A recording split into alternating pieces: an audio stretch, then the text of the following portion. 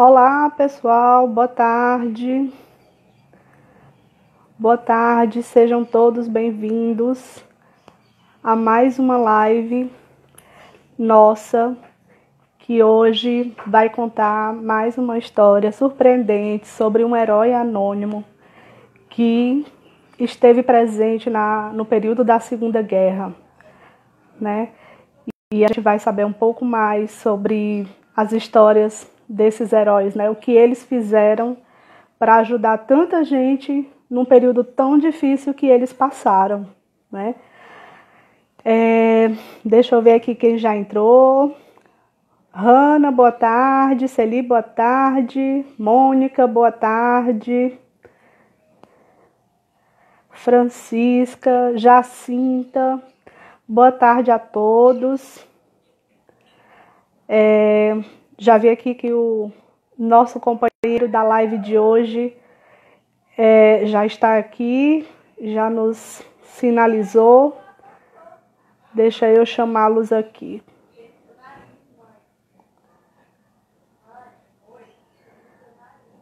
Enquanto mais pessoas entram.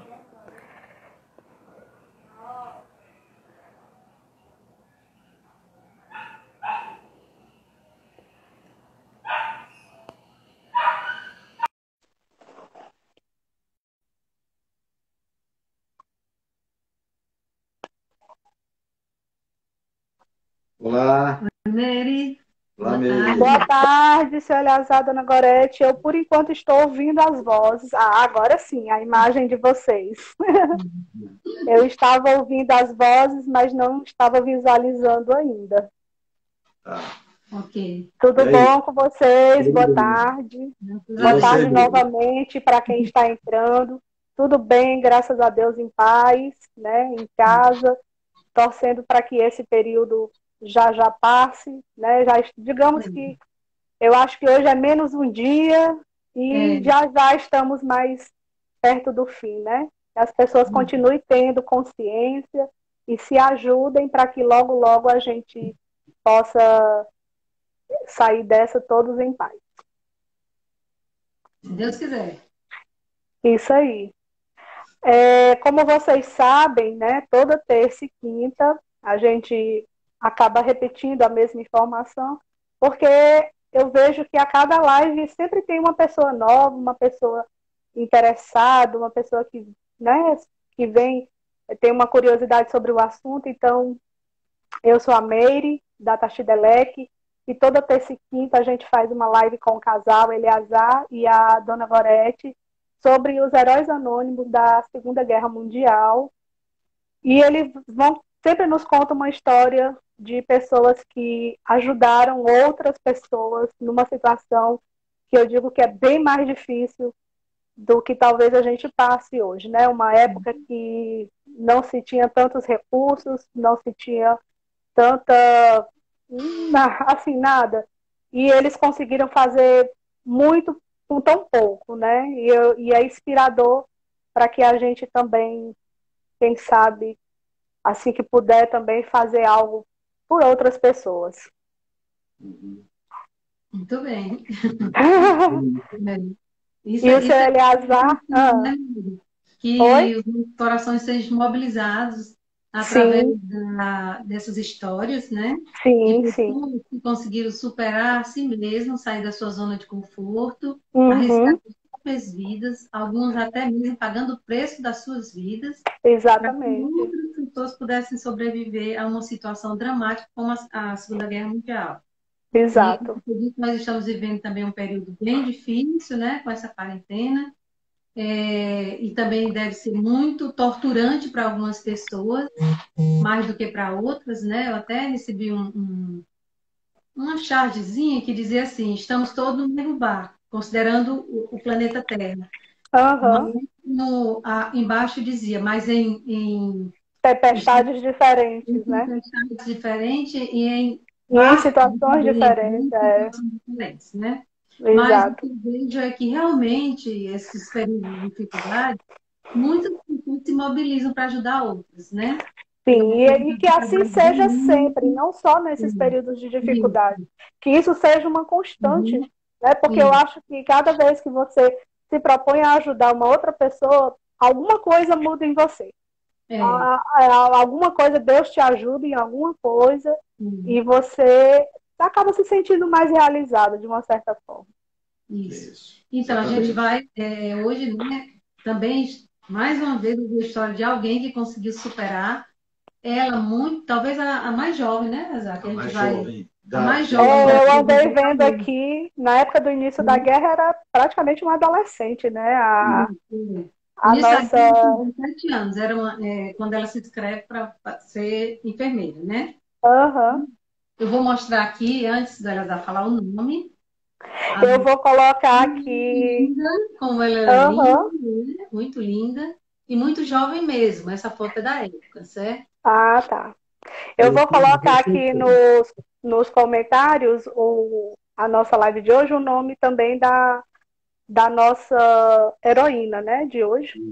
É uma mulher, O né? Mas nome dela é Irene Gut, podemos começar. isso. Irene Gut, né?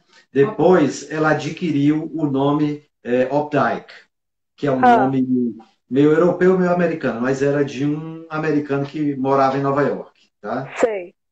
Então, a Irene Gut, com 17 anos, ela estava na época da Segunda Guerra. Mas vamos voltar só um pouquinho para a gente Ah, falar onde ela nasceu. Ela uhum. nasceu em A 1922, mais nova mesmo. é a mais nova. Eu tô me tocando agora que ela nasceu no mesmo ano em que nasceu meu pai, tá? olha aí. 1922, né? E ela ela morava numa cidade chamada Kozienice, Polonesa. Kozienice, uma cidade polonesa, tá? Ela, portanto, é polonesa, mas Uhum. nós já tivemos, por É, exemplo, a Irena Sandler, nós tivemos Schindler. o Schindler, não, que era Não, Schindler alemão, né? não. É. Schindler era alemão, Mas se mas passou na Polônia, né? isso, tivemos, qual foi o outro polonês que a gente teve? Teve mais Sim, com agora. certeza nós tivemos. Depois eu vou até numa próxima live, a gente faz uma listinha de alguns heróis que, né, a gente já apresentou para as pessoas saberem um Nós pouco temos e ver alguns uhum, das apresentações, elas estão gravadas, né, as mais recentes, e depois uhum, pesquisar também sobre, né, esses heróis. é. Já foram mais de Até a quinta passada tinham sido 16, 17. 17. Então, 17. Então, de hoje é 18. 18. Não, Né? hoje é quinta, né? Então, terça. Hum. 18 hoje. Ah, 18 hoje, É. exatamente. É, É. certo. Isso. De nós, Uhum. né? Quantas lives vocês fazem, né? Uhum, uhum, Pois bem, essa cidade, Kozienice, era uma cidade que ficava ali no leste da Polônia, próximo à Alemanha, né? aham. Depois eles mudaram para Radom, uma outra cidade que também era um pouquinho maior, tinha até uma escola de enfermagem, né? Aqui não fala, nas pesquisas que a gente fez nele, não ficou muito claro se essa escola de enfermagem era de nível médio ou se era nível superior. Provavelmente era Uhum, nível médio, tá? certo. Porque o nível superior, numa cidade pequena, é provável que não tivesse, Ela né? era de Uhum, uma família simples, com 5 meninas, né? Ela era mais uhum. velha e tinha mais 4 meninas depois dela. Olha Então, aí. primeiro que sai de casa para estudar, porque a escola de enfermagem ficava a 200 quilômetros da casa dela. Então, ela vai, se inscreve para estudar e fica morando em uma comunidade de É, estudantes na porque região. 200 quilômetros para ir Uhum. voltar todo dia, Uhum. imagine naquela época. Uhum. Principalmente Não dá. naquela época, né? Então, a É, Polônia é invadida, né? Invadida simultaneamente pela Alemanha e pela Rússia. Porque naquela época eles estavam ainda em uma aliança, né? Eles tinham uhum, feito um acordo, esse acordo se chamou de Ribbentrop-Molotov. Eles prometiam não se atacar um ao outro, Alemanha e Rússia. Portanto, quando uhum. A Alemanha invadiu, a Rússia já estava do outro lado, porque a Rússia queria um pedaço do território polonês, né? Então, esse lado, a cidade onde a Irene, né, estava, era o lado que foi atacado pelos russos. e ela estava em sala de aula quando eles entram na escola e levam todos os jovens presos para trabalhar para eles, né? Só que a Irena, ela... Irene, eu só quero dizer Irena por causa da A outra. Irena A Sandler. Irene, ela realmente ficou presa por um tempo, né? E no caso dela, eles levaram para que eles cuidassem dos feridos deles em batalha. Só que ela, num momento assim de esperteza, ela conseguiu fugir, né? E nessa fuga, ela corre, vai para a cidade da família dela e fica um tempo com os pais. Só que ela já tinha um namorado, né, que também morava nessa cidade, e ela resolve voltar para continuar estudando, depois que as coisas estavam já invadidas, né, por Sim. russos e principalmente por alemães. E o que acontece é que, enquanto ela volta para a sala de aula, os alemães chegam também nessa cidade. Entendi.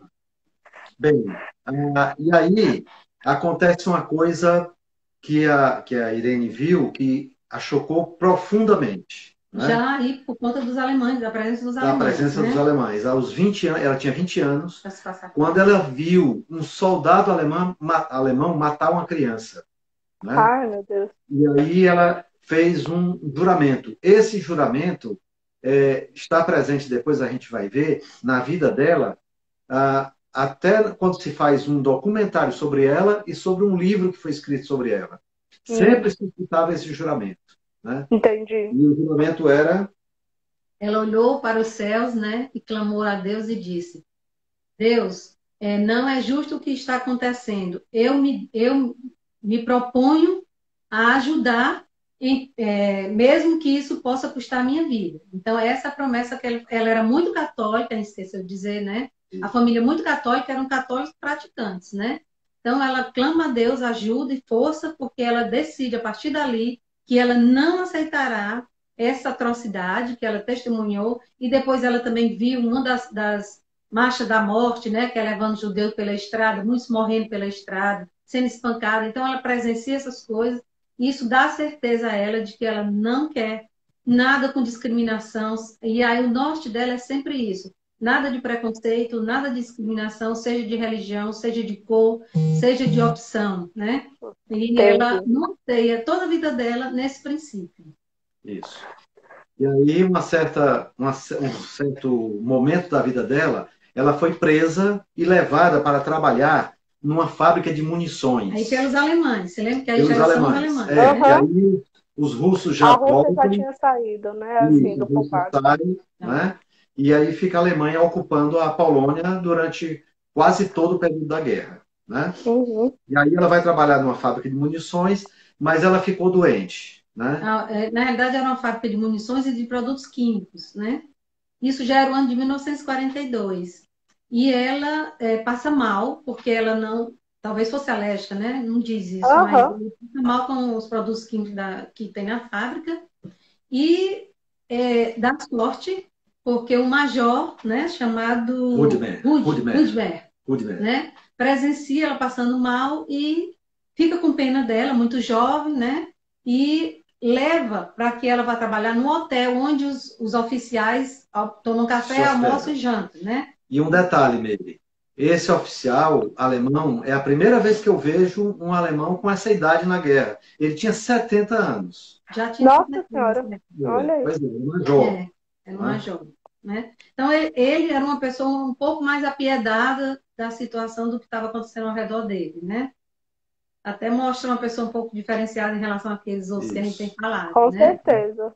E esse hotel se localizava junto do gueto de Radom, nessa cidade onde ela estava. Polônia era cheia de guetos para judeus e para refugiados, né? Uhum. E ela faz e dentro, não só ela está lá trabalhando nesse hotel, como vários judeus jovens também, para servir os oficiais. Ainda não era aquele momento em que eles levavam todos os judeus para os campos de concentração. Ainda estava usando a mão de obra, né, dos judeus também. E ela faz muita amizade com esses judeus que estão lá trabalhando com ela nesse hotel. E aí ela já começa a se apiedar dos outros judeus, tinha feito aquele juramento de fazer alguma coisa, né? E começa a pegar sobras de alimentos, colocar em caixas e levar para o gueto. né? não é? Que lá no gueto havia muita escassez de alimento, muita gente passando fome. Então, aí ela já começa a arriscar a própria vida, porque se ela fosse fazendo isso, inclusive ela presencia a execução de uma família polonesa junto com a família judia, porque a família polonesa tinha escondido a judia. Então, ela está ciente de que ajudar judeus era pena de morte, né? Mas mesmo Né? assim, começa a fazer isso. Por mínimo que fosse, né, essa ação dela e essa atitude, já podia valer a vida dela. Mas isso foi só o início, porque depois ela começa, alguns deles vão fugindo, conseguindo fugir do gueto, e ela vai levando eles para a floresta que tinha perto lá, próxima, Uhum. e até ela dizia que quando os levava para lá, junto com um padre católico e uma outra moça polonesa, eles tinham um carrinho lá e tinham tipo assim uma caixa, né, acoplada, Uhum. e eles escondiam os judeus, né, e levavam para a floresta. E ela dizia que quando os levava para a floresta, se sentia como a própria bruxa má dos contos de fada, que abandonava as criancinhas na floresta, né? Só que ela não se abandonava de todo. Ela sempre que tinha resto de comida, ou cobertores, que ela roubava os cobertores, também e levava para eles lá na floresta, né? Era uma forma deles estarem isolados um pouco da situação que poderia passar pior, né, também. Isso. Aí tem uma coisa que acontece com ela que não ficou muito claro, foi a saída dela do hotel. Parece que os oficiais demitiram todos os poloneses, enfim, deixou-se de ter trabalho no hotel. Esse major, o Rudmer, ele chama então para que ela trabalhe, ela fica sem emprego, e ele chama a ela para trabalhar na vila. Era uma vila onde, na certa, uma vila ocupada, né? De alguém que era polonês e tinha fugido, ou então estava nos campos de concentração. E ele se ocupa, claro, os alemães faziam muito isso, né? Eles se ocupavam de casas bonitas, etc. E aí ele vai para essa vila, que é uma casa maior, né? E aí ela passa a trabalhar como governanta. Nessa casa. E ela tem 12 pessoas que são os mais chegados amigos dela. E ela descobre que tem uma adega, um quartinho, um porãozinho, né? E ela chama 12 pessoas e esconde nesse porão, debaixo das barbas do major, né? Meu Deus, olha a coragem. Quando o major, era muita coragem. O major, esse de 70 anos, né? Isso, exatamente. E quando o major não está em casa, está no trabalho, está fazendo o papel dele lá nas tropas, né, da Wehrmacht, ele não é da USS, ele é da Wehrmacht, porque existe uma diferença. A SS era mais rigorosa, né, mais cruel, e não tinha gente da idade dele, com certeza. Já o exército, a Wehrmacht, sim, admitia-se um oficial mais velho. Pois bem, e aí, quando o major está lá fora, eles saem da adega, lá de baixo, do porão adega, né? E vão ajudá-la nas tarefas de casa.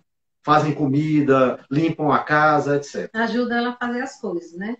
Dentre esses, existe um casal que a esposa está grávida. E ela quer abortar por causa da situação difícil que eles estão vivendo, Já né? pensou? E a Irene, como católica, aconselha que ela não faça isso, que ela preserve aquela vida, que eles vão conseguir. E aí ela consegue demover o casal de abortar esse menino, que mais na frente nós vamos falar também sobre ele, né? Pois é, porque tem que saber como é que ele nasceu nessa situação. Então, ela fica levando essa vida, né? Na verdade, isso vai transcorrer, pelo que a gente está vendo, mais ou menos 2 anos nessa situação, certo? Porque isso começou em 42, né? E em 44 é que os alemães começam a sair da Polônia enxotados pelos russos de novo, né? Olha e aí um dia, mas ainda dentro desse período, um dia ele volta mais cedo para casa, o major. E encontra 3 desses judeus ajudando ela na casa. E ele os conhecia do hotel.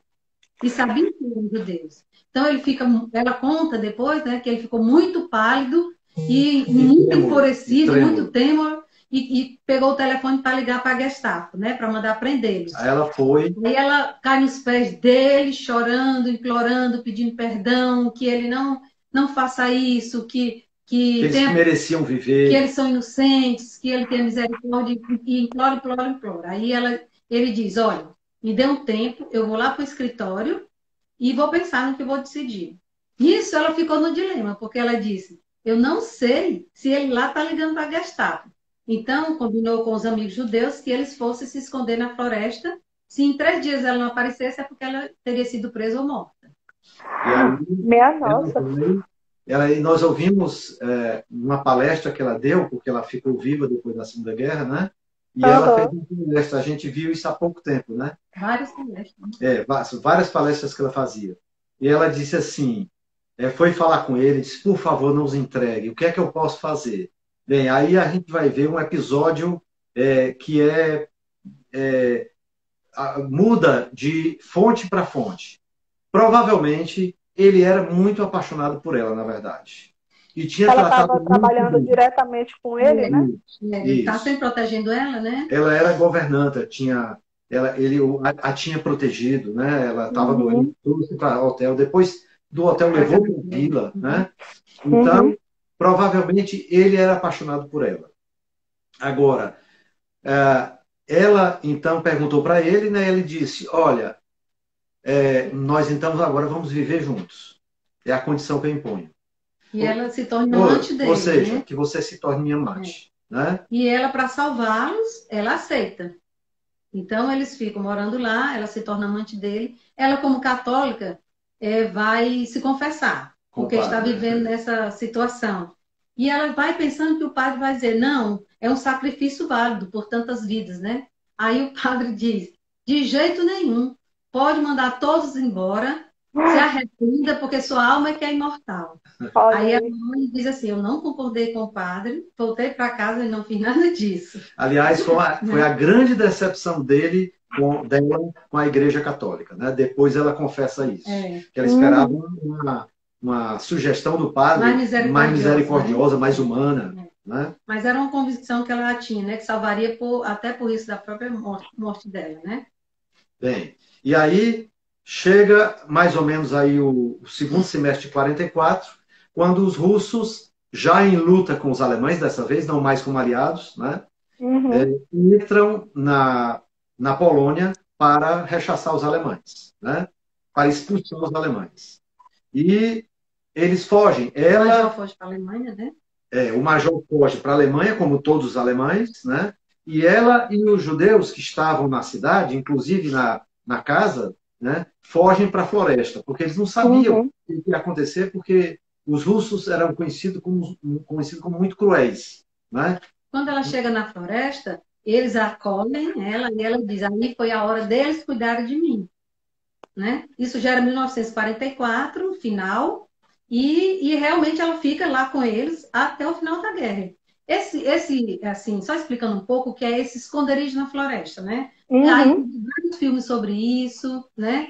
Muitos judeus, muitos opositores ao nazismo conseguiram sobreviver dentro dessas florestas, né? E nessas florestas haviam se estabelecido verdadeiras comunidades. Chegou a ter uma que tinha mais de 1.000 pessoas lá, mais de 1.000 judeus. E tinha uma escola, e tinha uma sinagogazinha, tudo rústico. Então, eles estabeleciam uma vida interna dentro dessa floresta. Aliás, por exemplo, os fundadores de uma colônia dessa eram os irmãos ucranianos, da Bielorrússia, chamados irmãos Bielski, que inclusive são heróis anônimos da Segunda Guerra Mundial. E quem sabe para frente aí, a gente vai falar dele. Já é mais um. É o que eu estava pensando aqui, pode ter dado surgimento para muita cidadezinha, né? Depois. Com certeza, né? E aí eles sobrevivem, né? E quando termina a guerra, eles saem de dentro. Aí ela diz: pronto, chegou a hora, vocês agora são livres, né? Vocês agora têm de novo o direito de ir e vir, né? E nós vamos todos sair daqui. Então, primeiro eles saem para a parte sul da Polônia, onde já estava ocupada por russos, mas ela tem medo dos russos, não confia, né? E realmente os russos depois dominam a Polônia por anos, né? Por décadas, aliás. E ela, então, foge para a parte alemã, ela vai para a Alemanha, também já ocupada pelos aliados. Inclusive, lá ela vai para um campo que eles chamam campo de pessoas desassistidas, deslocadas, né? Que já não estão na sua cidade, nem vivem nas suas próprias vidas. Ela não sabe se as irmãs estão vivas, se os pais morreram, ela não sabe de nada. E aí porque Depois que ela foi para esse local, né, nem se falou mais de família, né? Então não tinha notícia, né? Não tinha nada disso. E aí ele vai para esse campo de deslocados. Lá ela conhece o futuro marido dela, né? Que trabalhava para as Nações Unidas. Tá? William Opdyke. O sobrenome vem dele. Só que eles não se conhecem, aí eu acho que simpatizam um com o outro, mas ele volta para os Estados Unidos e ela ainda passa 2 anos morando na Alemanha, nessa situação aí de morar nesses campos de deslocados. Até que ela emigra para os Estados Unidos, em 48. Né, em 1948, ou seja, a guerra terminou em 45, né? 3 anos depois, ela emigra para os Estados Unidos e ela reencontra ele e termina casando com ele lá. Pois é. E aí é interessante, curioso, viu, Meire? Que eles têm ela ganhou um apelido lá na Polônia, pelo qual ela ficou conhecida. Mała. Mała significa pequena. Que ela é pequena. Que ela era pequena. A estatura. Pequenininha, bonitinha, aí lourinha dos olhos claros e uma fala mansa. Realmente, a gente viu no documentário, ela fala mansa, muito assim. E em muitas situações, ela conseguiu se dar bem no diálogo com os alemães, porque ela tinha o biotipo ariano, né? E além disso, falava alemão. Né? Então, aí começa a odisseia dela pós-guerra, que ela foi uma heroína. É interessante, porque a maioria dos nossos heróis, né, que a gente já apresentou, e heroínas, eles não sobreviveram tanto tempo assim à guerra, né? Mas ela era mais jovem, então teve toda uma história, né, de sobrevivência, de vivência pós-guerra, né? Casa com o William, tem uma única filha, que é viva até hoje, e ela é quem fala agora, né? Eles só quem conhecia a história dela era ele. E eles passam muitos anos, 30 anos, sem tocar no assunto. Eles não querem falar do assunto, né? Em 75, acontece uma coisa importante na vida dela, para essa nova etapa de vida que ela iria ter, né? Ela ouve um negacionista, né, um neonazista, dizer que o Holocausto tinha sido uma grande mentira, né? E aí ela fica indignada e ela estabelece também uma promessa, né, de falar sempre que for possível, ela falar sobre o Holocausto. Então ela começa a falar e todos o resto da vida dela, ela dá palestra principalmente em escolas para crianças secundaristas, porque ela quer que as crianças cresçam sabendo lembrar, né, para não repetir, que é o problema aqui. Então, que as crianças cresçam sabendo que aquilo aconteceu, que aquilo foi horrível, que não merece ser repetido. Então, ela passa a gastar a vida dela com muita alegria, fazendo essas palestras em todo canto, por todos os lugares onde ela é convidada. Um livro lançado para falar sobre a vida dela. Minhas Mãos, vou traduzir, né? Minhas Mãos, Memória de uma Socorrista do Holocausto. Socorrista é a forma como se chama os resgatadores, digamos assim, de pessoas, né? São socorristas do Holocausto. Então, ela tem uma grande alegria em 1995, quando ela tinha... sim, ela já está querendo que eu fale aqui das memórias, né? Em 1982, Meire, essa história dela chegou a todos os países, né, inclusive a Israel. E eles fazem uma investigação bem criteriosa, bem profunda sobre o caso dela e chegaram à conclusão que ela merecia ter o título de Justa entre as Nações. Inclusive, eu vi que ela recebeu esse título. E quando ela começa a dar as palestras, chega a notícia em Israel e os sobreviventes que ela tinha ajudado, que moravam em Israel, começam a se manifestar. Ela me salvou, ela me levou não sei para onde. Então, tinha comprovação que ela tinha sido uma pessoa que tinha ajudado judeus a sobreviver na Segunda Guerra Mundial. Então, ela tinha 60 anos, ainda era muito jovem, né?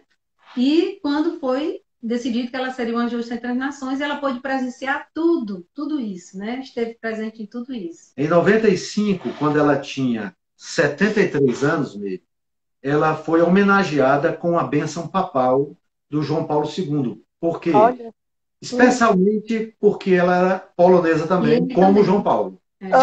E católica também. Ela teve a bênção e uma audiência com ele. E ela falou o seguinte: este é o maior presente que eu posso receber pelo que fiz na minha vida. Ela ficou muito feliz. Com certeza, tá aí a recompensa dela. É, ela ficou muito feliz com isso. Engraçado que essa cerimônia foi feita numa sinagoga.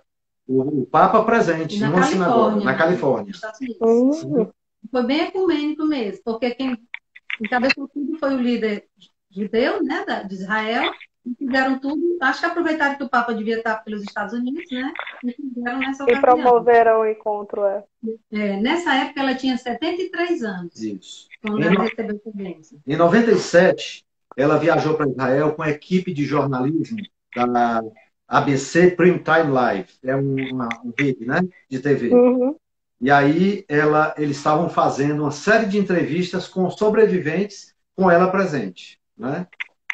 Entrevistava aquela pessoa que ela ajudou e a ela também. Né? Foi muito emocionante, né? Isso. E aqui é que a gente vai voltar para aquele menino, né? Que ela convenceu o casal a não abortar, né? E ela realmente não abortou e sobreviveram todos dois e foram para Israel. Em Israel, o menino nasceu. Ela estava grávida de pouco tempo, né? Naquela época. Sim, ela não teve o neném no porão. Até onde, assim, não deu para a gente saber com muita certeza, certo? Mas vamos dizer que ela não teve lá. O menino nasceu em Israel. O nome do menino é Roman Heller. Roman Heller. Né? E o mais incrível é que alguém foi visitá-los em Israel. Ninguém menos do que o Rugermer. O Major Rudemer. O Major, não, depois da guerra, não foi punido porque ele não tinha nenhum crime, exército, né? Era só do exército, né? E aí ele foi a Israel visitar o menino. E ele se tornou, olha bem, o avô adotivo do menino. Ele foi hospedado pelo casal, o casal os recebeu como salvadores dele, porque ele concordou de ficar com eles na casa dele, né? Ele passou também um risco de vida, né? E aí eles consideraram que, como ele preservou a vida do menino no ventre da mãe, ele era um avô do menino. Tão bom se ele também tivesse se compadecido e tivesse, na época, ajudado, né? Ela, poderia ter salvado mais gente também. Também. Ela diz isso. Eu poderia ter salvado mais gente. Sempre eles vão dizer isso, né? De pessoas mortas. Nessa mesma viagem, da viagem para Israel, ela tem uma audiência com o presidente israelita, o Shimon Peres, tá certo? E com Mordecai Pardiel, que era o responsável lá pelo Justo entre as Nações, no Museu do Holocausto. Né? E pelo casamento dela também, isso. Que o menino chamava a Irene de maminha. Mamãe também, porque ela tinha dado...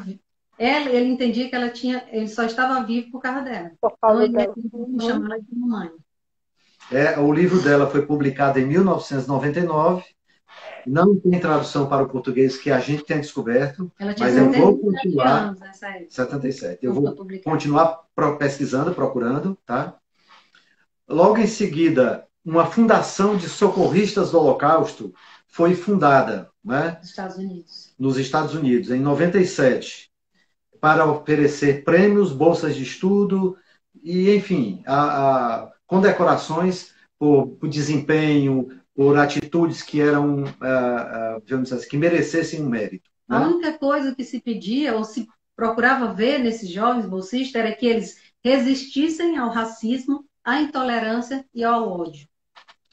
Existe um filme sobre ela, mas parece que isso também a gente não conseguiu descobrir. Parece que houve um entrevero aí entre ela e os produtores do filme, de tal forma que ela processou a companhia cinematográfica. Quis reaver, né, os direitos autorais. Isso, quis reaver os direitos autorais e ela perdeu a causa. Né? Mas parece que por causa disso o filme não continua a ser exibido. Né? Entendi. Também foi feita uma peça para ela, né? Com base nesse mesmo tema do livro dela e do filme. Que era Minhas Mãos, o Juramento de Irene. Infelizmente a peça, não se sabe por quê, porque o filme fez muito sucesso quando foi exibido, né? E o livro, então, vendeu muito, né? Vende muito até hoje o livro dela. E não se sabe por que a peça ela foi lançada na Broadway em 29 de março de 2009, mas em 28 de junho de 2009, por falta de audiência, foi cancelada Encerrada. essa apresentação. Bem, aí, já mais recentemente, em 2012, uma cantora inglesa chamada Katy Kerr, Compositora britânica. é uma compositora inglesa com raízes polonesas, né? Ela lançou uma música inspirada nela, chamada Maua Little Flower. Maua já era o apelido dele, e Little Flower, Pequena Flor. Né? E inclusive, fez muito sucesso lá nas rádios inglesas. Inclusive, nós temos aqui, queremos apresentar para vocês. Sim, vamos colocar para a gente ouvir. Eu sugiro que vocês entrem na internet, no YouTube mesmo, tem muita entrevista dela, a maioria em inglês, né? E tem várias entrevistas dela, da filha, e é bom porque a gente sabe a história contada pela própria pessoa, né? Já tem uma raiz que vivenciou, né? Que pode dar um crédito. Ela não omite nada. Mesmo falando para a criança, ela fala tudo que passou, né? Eu vi aqui... Não, porque ela crê que é preciso dizer a verdade para que as pessoas realmente não queiram que aquilo aconteça outra vez, né? Eu estava vendo aqui sobre ela e tem uma citação que está ligada ao livro. Inclusive, a Mônica está pedindo para repetir o nome do livro. E a citação que eu acho que é válido para todos. Não importa quantas histórias do Holocausto se tenha lido, esta é uma obrigação. Eu acho que esta é uma obrigação referente ao livro, pois seu impacto é tão poderoso. Né? Porque a gente escuta tantas histórias e as pessoas desacreditam de tudo que tem acontecido, né? Mas a história está aí, a história vem sendo contada. E muita gente foi penalizada, né?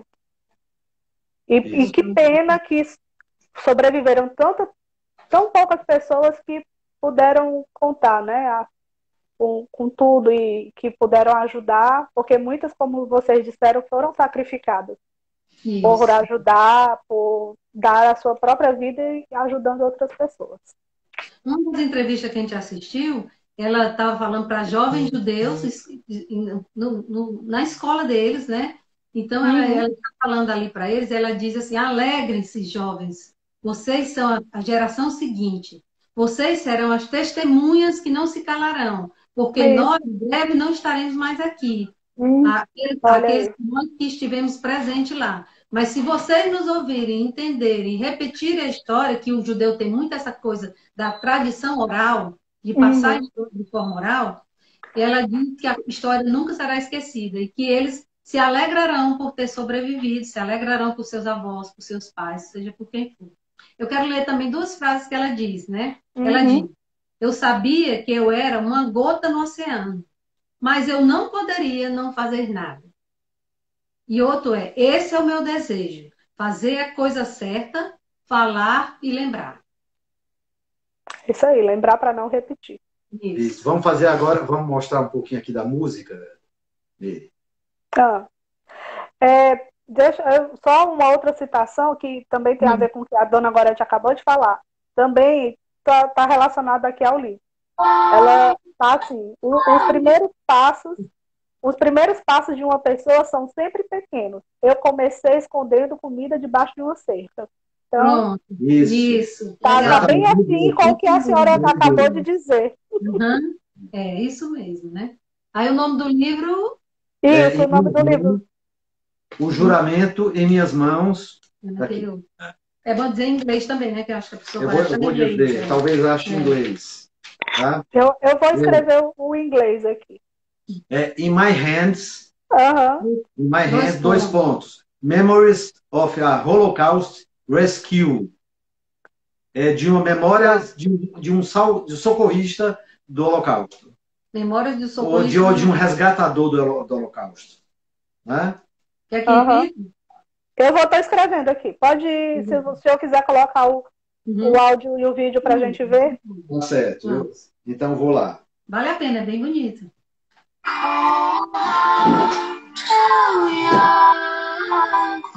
Deixa eu acompanhar, depois eu escrevo. Esse começo é em polonês. Aí depois que ela canta em inglês.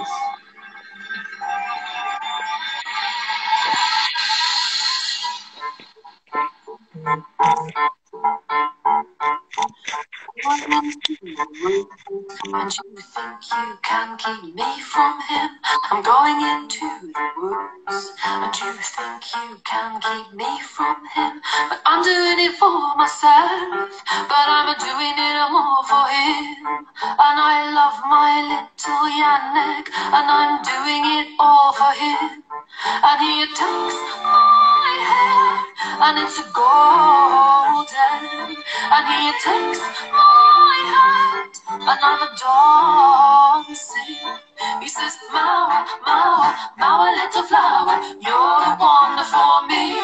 He says, Mawa, Mawa, Mawa, little flower, you're the one for me.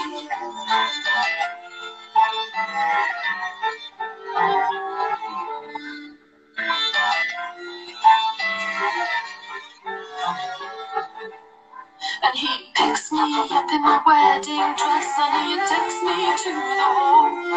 And he grabs on me so tightly, and all the pins begin to fall. He says it's bad, bad, bad luck to see me before the wedding day.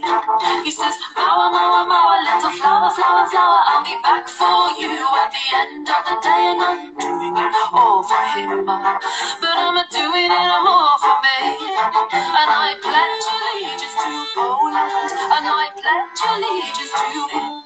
He says, Mawa, Mawa, Mawa, little flower, you're the one for me. He says, Mawa, Mawa, Mawa, little flower, you're the one for me.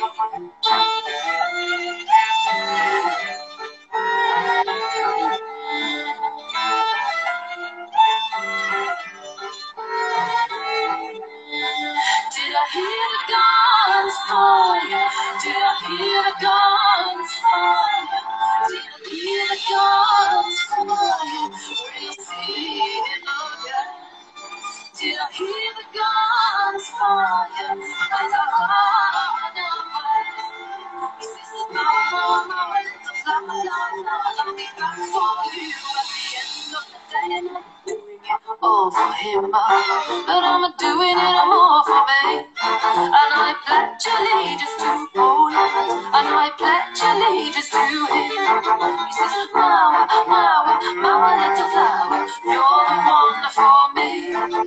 Mawa, Mawa, Mawa, little flower, you're the one for me. Mały, mały, mały, mały, mały kwiatku, ci jesteś moją dziewczyną. Mały, mały, mały, mały, mały kwiatku, ty jesteś moją dziewczyną. Mały, mały, mały, mały, mały kwiatku, ty jesteś moją dziewczyną. Mały, mały, mały, mały, mały kwiatku, ty jesteś moją dziewczyną.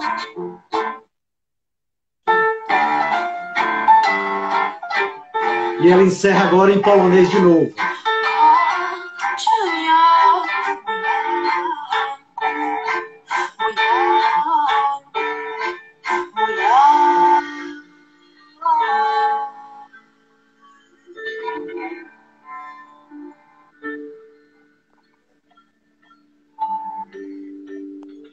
A floresta, né?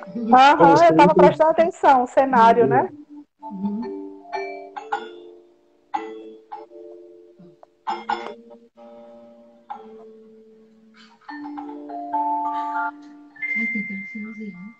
Tem um finalzinho aí que vai mostrar a foto dela e a dedicatória.